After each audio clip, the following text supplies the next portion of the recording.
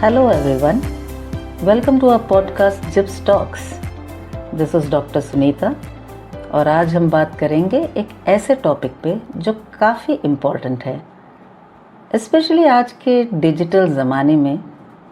So let's talk about the rise of self absorption in the digital age. आप सोच रहे होंगे ये क्या बात हुई, सेल्फ एब्जॉर्प्शन. हमें तो अपने सेल्फीज और पोस्ट पे बस लाइक्स ही तो चाहिए होते हैं. वेल एग्जैक्टली, सोशल मीडिया ने हमारे लाइफ का एक इतना बड़ा हिस्सा ले लिया है. एक कभी कभी हम खुद को ही भूल जाते हैं या अपने असली सेल्फ को हम पहचान नहीं पाते. तो आज हम एक्सप्लोर करेंगे कि किस तरह से डिजिटल दुनिया ने हमारी आइडेंटिटी को शेप किया है और कैसे इस सेल्फ एब्जॉर्प्शन का इम्पैक्ट हमारे रियल लाइफ पे पड़ता है. पहले बात करते हैं एक ऐसे स्टेज के बारे में जो हम सबके लिए बहुत इम्पॉर्टेंट होती है, and that's the adolescent years, हमारे जवानी के दिन. राइट. जब हम टीनेजर्स होते हैं, हमारी सोच, हमारी फीलिंग्स, इन सब में चेंजेस आते रहते हैं और इतने आते हैं कि हम खुद को समझ नहीं पाते या खुद को हमको समझने में मुश्किल हो जाती है. और फिर जब सोशल मीडिया के प्लेटफॉर्म्स जैसे फेसबुक, इंस्टाग्राम, ट्विटर, टिकटॉक ये सब आ जाते हैं तो अपने आप को दिखाने का हमें एक नया तरीका मिल जाता है. How to exhibit ourselves, how to portray and represent ourselves. ये हम थोड़े प्लानिंग, थोड़ा मैनिपुलेशन के साथ करते हैं. टीनेज ईयर्स जो है वो बेसिकली एक आइडेंटिटी को बनाने, आइडेंटिटी ढूंढने में भी टीनेज ईयर्स जो है इट स्टार्ट्स और it involves exploration of people, our values. हम अपने आप को समझने, हमारे वैल्यूज़ को ढूंढने, हम एक अपनी पहचान बनाने की कोशिश करते हैं. तो इमेजिन करिए आपके पास एक प्लेटफॉर्म है जहां आप अपनी हर एक छोटी बड़ी बात दुनिया के सामने डाल सकते हो. आपके पोस्ट, आपके फ़ोटोज़, सबको मिलता है लाइक्स, कमेंट्स. सडनली आप अपने आप को बहुत इम्पॉर्टेंट फील करते हो क्योंकि आपको इंस्टेंट वैलिडेशन जो मिलती है, एंड दिस इंस्टेंट वैलिडेशन बहुत एडिक्टिव हो जाती है. और इसी एडिक्शन से स्टार्ट होता है वो साइकिल जहां हम बार बार लाइक्स, अटेंशन और जो एक वैलिडेशन के लिए हम इस सोशल मीडिया की ओर खींचे आते हैं.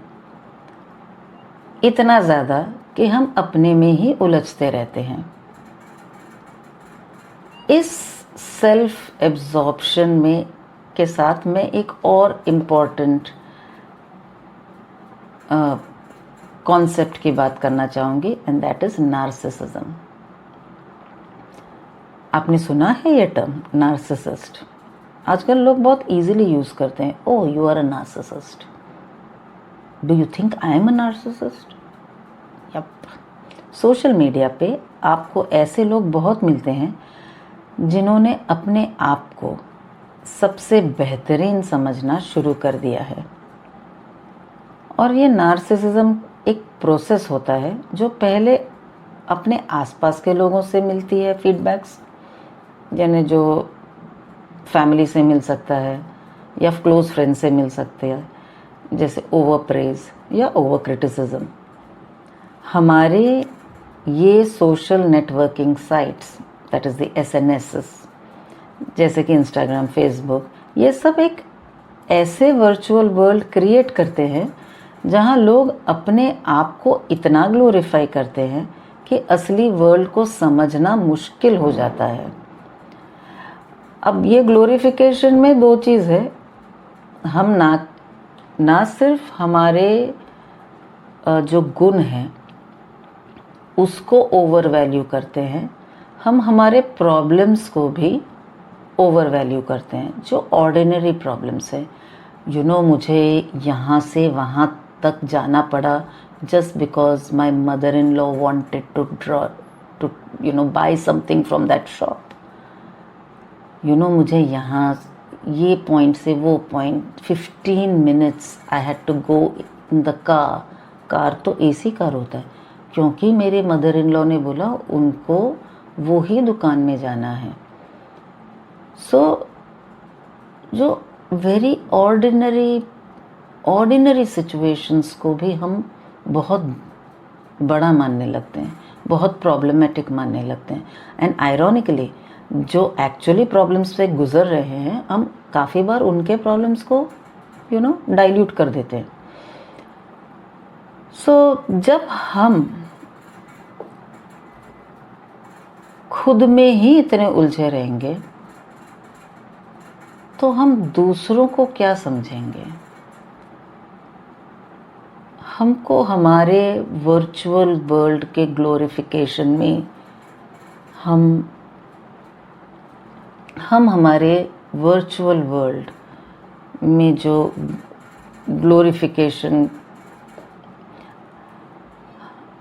हम अपने इमेजेस, अपने अचीवमेंट्स या अपने ब्रांड को पहचानने और दूसरों को उससे इंट्रोड्यूस कराने में लगे रहते हैं, और इस चक्कर में रियल वर्ल्ड के स्ट्रगल्स, रियल चैलेंजेस को हम नहीं समझ पाते।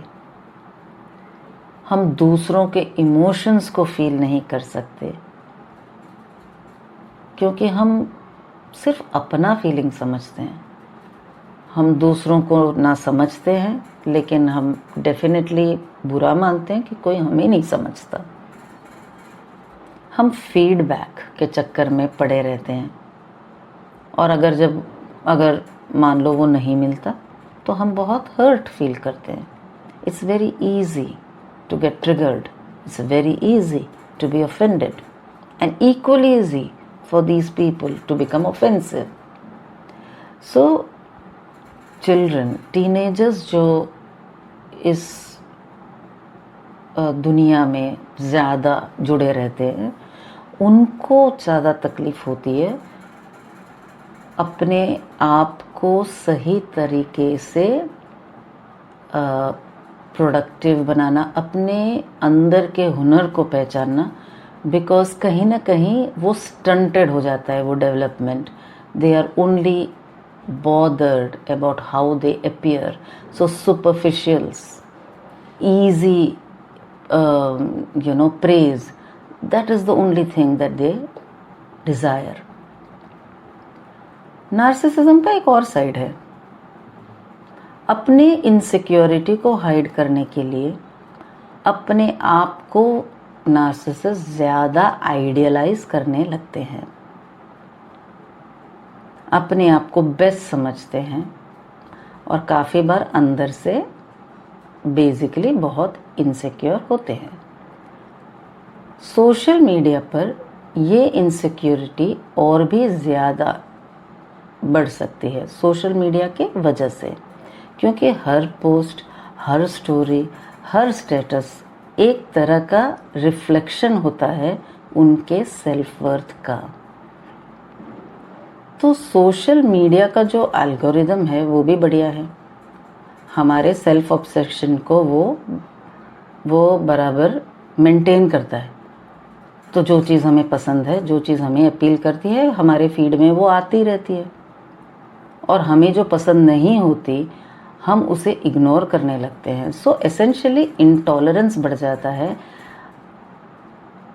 इंफॉर्मेशन हमें एक्चुअली कम मिलता है, because you're only getting what you, or you're only seeing and reading what you want to, and so you never know the other's point of view. अब हम बात करते हैं एक इम्पॉर्टेंट क्वेश्चन की, how do we balance self esteem and narcissism? दोनों एक नहीं है, so let us not confuse them. Self esteem is healthy, a healthy self appraisal. हम अपने आप को एक, माने हमारे जो अचीवमेंट्स हैं वो हम सही तरीके से देखते हैं, हमारे जो फ्लॉज हैं उन्हें हम एक्सेप्ट करते हैं, नॉट ईजीली बट यस, कहीं ना कहीं हम मानते हैं. We are able to know our limitations, the challenges we face, we know what we can work on, we know who we are. Narcissism is extreme love for oneself and rejection of healthy criticism, even suggestions. Narcissism में self absorption एक extreme level पे चला जाता है, जहाँ पे हम और सिर्फ हम important है, everybody else is an extension. अगर मैं एक नार्सिसिस्ट हूँ तो मेरा रिलेशनशिप आपके साथ तब तक अच्छा रहेगा जब तक आप मेरे लिए कुछ अच्छा कर रहे हो या अच्छा फील कर रहे हो. अगर आप मेरे में कुछ फ्लॉज देखते हैं, so then I will find you very toxic. So ironically जो इंसान टॉक्सिक होता है वो सामने वाले को टॉक्सिक बोलता है. That's fun, isn't it? अब आते हैं सॉल्यूशंस की तरफ. सोशल मीडिया का यूज़ हमारे पर्सनल ग्रोथ के लिए कैसे हेल्पफुल हो सकता है? सबसे पहले तो अपनी सोशल मीडिया यूजेज को लिमिट करो, जो कि बहुत मुश्किल है, but you have no choice. हर टाइम सोशल मीडिया पे अपनी इमेज पोस्ट करना, अपने अचीवमेंट्स को हाईलाइट करना, ये सब सिर्फ ईगो बूस्ट करने के लिए होता है. अगेन रिमेंबर, हम जब अपनी इमेज भी पोस्ट करते हैं वो हाईली फिल्टर्ड वर्जन होता है, और अलग अलग पोज में हम लेते हैं हमारे pictures, and then we put in that one picture that we think will be appreciated. See, it's not just the picture that we like, it is that picture we think will get lot of appreciation. Achievements को highlight करना क्यों ज़रूरी है? क्या पूरी दुनिया ये देखने बैठी है कि आप क्या कर रहे हो? लेकिन नहीं, हमें लगता है पूरी दुनिया बैठी है. We need it. सो एक वी फील इम्पॉर्टेंट, एंड अभी बाई मैंडेटरी हो गया, अगर आपने अचीवमेंट्स पोस्ट किया तो सामने वाले को बोलना पड़ता है, अरे वाह क्या बात है, you are great. So this happens. So don't be compulsive in putting up pictures, in putting up your achievements. It is really not needed. There are sites where you have to put it for particular reasons, maybe for a job. You of course share it with your friends and family. True. But yeah, let us limit it. Everything you do, कहाँ गए, कितने photos है, आप अपने लिए photos लो ना, पूरी सभा के लिए क्यों ले रहे हो? So this is just feeding in on our vanity. This is just to make us feel good. Try to follow people who are inspirational. Try to develop meaningful conversations and healthy relationships. हम ये नहीं कह रहे social media is trash. Important events, important changes are made through social media. Definitely it has its perks. We are only talking about that aspect, जिसके जहाँ over use या एक particular kind of usage से हम social media का एक negative impact हमारे ऊपर आ सकता है. ऑनलाइन वैलिडेशन को हम इतना इम्पोर्टेंस ना दें. ऑनलाइन फ्रेंडशिप से ज़्यादा इम्पोर्टेंट है real life friendships. Online validation से इम्पोर्टेंट है real life, real world connections. We can not replace real world connections with online relationships. Offline ज़िंदगी को और मीनिंगफुल बनाओ. स्कूल्स और कॉलेजेस को भी ये समझना होगा कि सोशल मीडिया का इम्पैक्ट हमारे माइंड और बिहेवियर पे कैसे पड़ रहा है.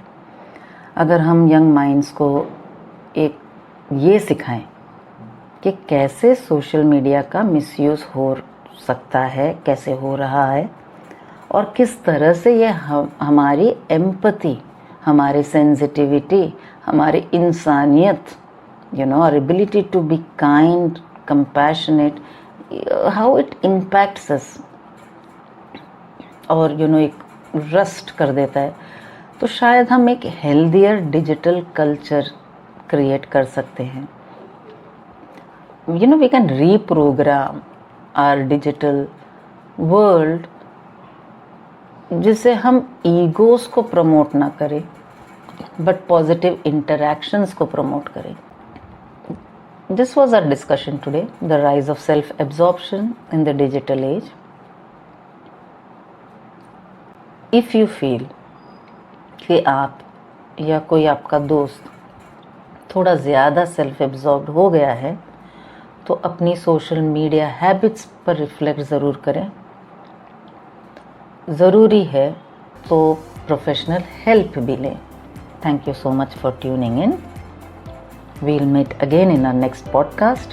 Till then, stay aware, stay kind, and remember, real connections matter more than digital ones.